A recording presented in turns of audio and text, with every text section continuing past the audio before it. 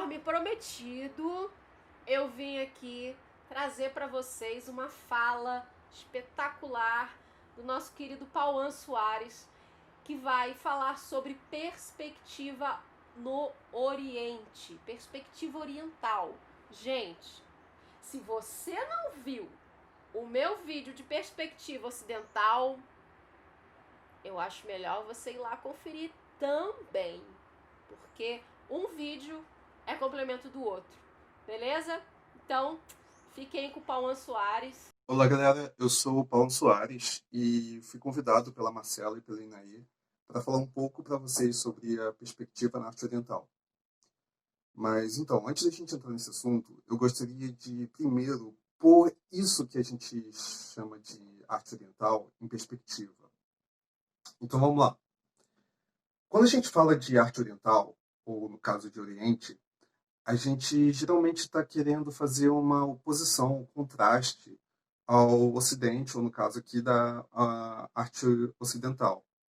E geralmente esse Ocidente é aquele Ocidente eurocêntrico, que já tem por tradição colocar tudo aquilo que é diferente dele dentro de um saquinho e etiquetar como se aquele conteúdo fosse um conteúdo homogêneo, que é também o caso do Oriente, que se formos parar para analisar, esse Oriente que a gente chama, ele é formado por grupos étnicos e culturais bem distintos, levando em consideração, por exemplo, o Oriente Próximo e o Extremo Oriente.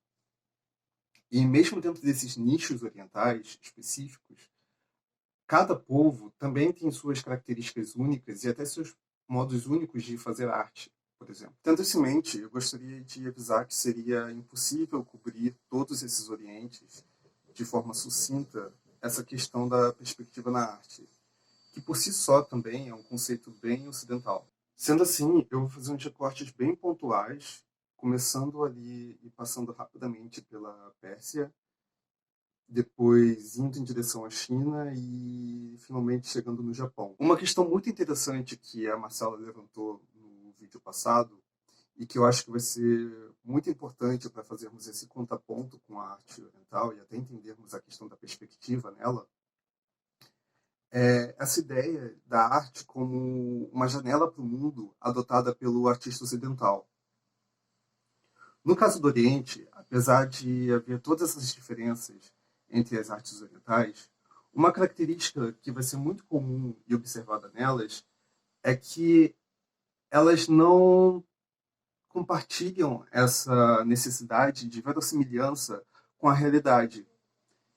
E isso vai acontecer por diferentes motivos. Vamos analisar primeiro, então, as iluminuras persas. Elas eram pinturas pequenas, feitas geralmente em papel, para ilustrações de livros ou para coleções privadas, guardadas em álbuns. Por serem feitas ali onde hoje é o Irã, mais ou menos no meio entre o mundo ocidental e o mundo oriental, elas vão receber influência de ambos. No caso, o Império Bizantino, pelo lado ocidental, e a arte chinesa, pela parte oriental. Essas pinturas geralmente eram ricas em cores e detalhes, mas tinham pouco realismo. Pela influência da arte islâmica, a arte ela tinha um caráter iconoclasta, ou seja, havia um tabu no que dizia respeito à representação de ícones e objetos reais, como, por exemplo, pessoas e animais, pois isso poderia ser considerado uma afronta a Deus e à criação divina. E, por isso, a arte islâmica ela vai tender à abstração, principalmente à abstração geométrica. No caso da Pérsia e das Iluminuras, esse tabu era mais flexível, já que esse tipo de arte era para ser consumido de forma privada. Só você, uma pessoa rica o suficiente para poder encomendar esse tipo de trabalho, e os seus convidados teriam o direito de ver. Mesmo assim, o realismo e a tridimensionalidade, eles não eram prioridade aqui. E por serem ilustrações de fábulas, mitos ou de histórias, muitas vezes a pintura era acompanhada de textos e às vezes até mesmo dentro da própria pintura. E ela servia como um guia ou uma explicação para o texto que estava escrito. A espacialidade, então, é demonstrada através de sobreposições, ou seja, aquilo que está à frente se encontra sobreposto ao que está atrás. e também por composição vertical, sendo aquilo que está acima estando mais distante e os objetos mais abaixo estando mais próximos do espectador. Os espaços geralmente são preenchidos por padrões decorativos e os objetos a serem retratados parecem que foram recortados e reorganizados na composição para criar um padrão perfeito, sugerindo uma narrativa. Paredes de estruturas arquitetônicas costumam aparecer frontalmente ou ligeiramente inclinadas, dando a impressão de que os edifícios eram hexagonais ou trapezoidais, o que nem sempre era o caso, mas sim uma solução do artista de expor superfícies que estavam fora do ângulo. O importante era expor os elementos necessários, mesmo que para isso fosse necessário distorcer ainda mais a realidade. Como podemos observar, por exemplo, pelas plantas que crescem nas margens desse rio. As figuras humanas costumavam ser esguias e curvilíneas, muitas vezes se assemelhando às figuras humanas retratadas na arte chinesa, que vai chegar na Pérsia principalmente com a porcelana e outras formas de artes decorativas ricas em padrões. Porém, na China, uma das categorias mais importantes da pintura, e que vai ser o foco desse segmento chinês desse vídeo, é a chamada Shan Shui Hua. Shan, montanha, Shui, água, Hua, pintura.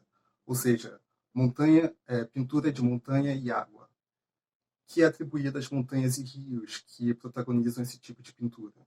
Esse tipo de pintura chinesa de paisagem vai ser muito influenciado pelo budismo e pelo taoísmo. A própria ideia de composição de montanhas e rios transparece essa noção de opostos que se equilibram. A montanha com sua rigidez, o rio com sua fluidez, formando uma natureza perfeita que vai ser venerada pelo artista. De fato, a pintura chinesa vai ser uma forma de arte muito próxima à caligrafia e à poesia escrita. Assim como na arte persa, pintura e escrita são formas de artes indissociáveis e também são considerados formas de artes extremamente eruditas. A China, por exemplo, foi um dos primeiros povos do mundo a considerar o artista como uma classe social de prestígio.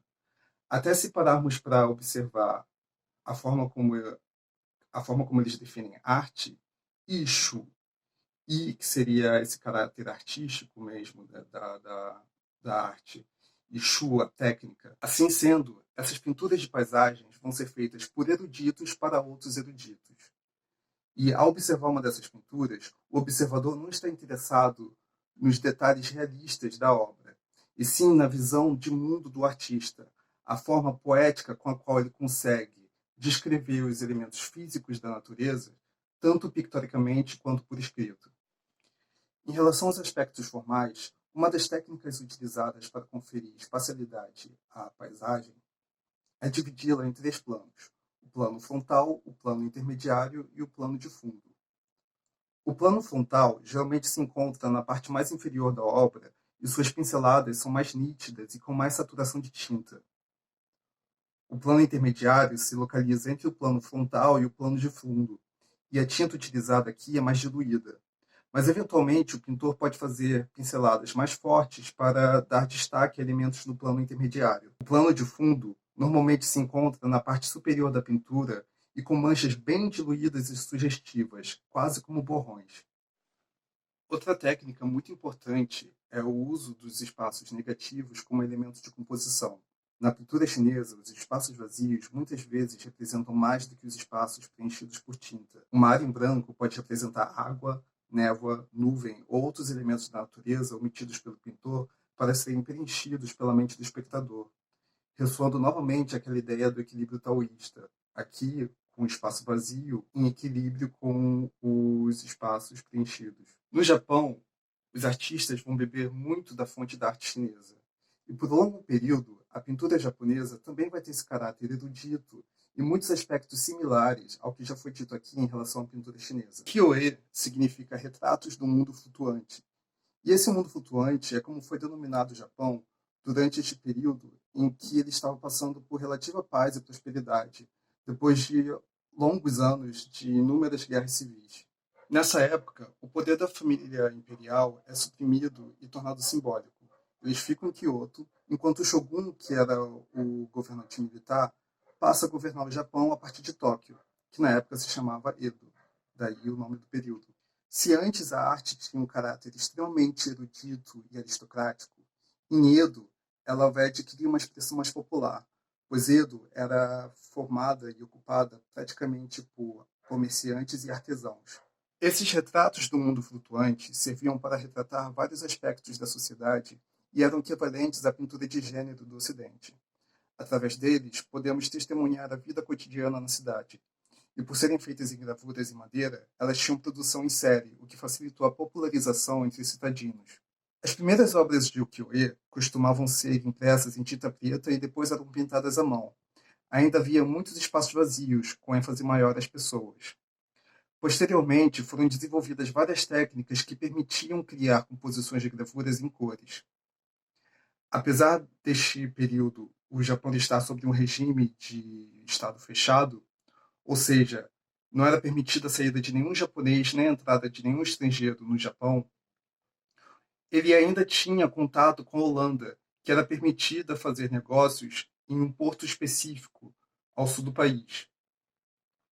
Dessa forma, e também com o contato que o Japão teve com os jesuítas portugueses séculos antes, os japoneses tiveram acesso a obras de artes ocidentais e, a partir daí, algumas noções de perspectiva ocidental começaram a ser aplicadas em suas obras, como, por exemplo, o uso de pontos de fuga, embora que nem sempre tenha sido com tanta precisão. Além disso, a representação ainda era feita de forma delineada e não havia uma preocupação tão grande em representar luz e sombra como expressão de volumetria. E assim termina esse arco da arte oriental, em que vocês aprenderam um pouco sobre a representação do espaço e o uso de perspectiva, ou não uso dela, em segmentos da arte persa, chinesa e japonesa.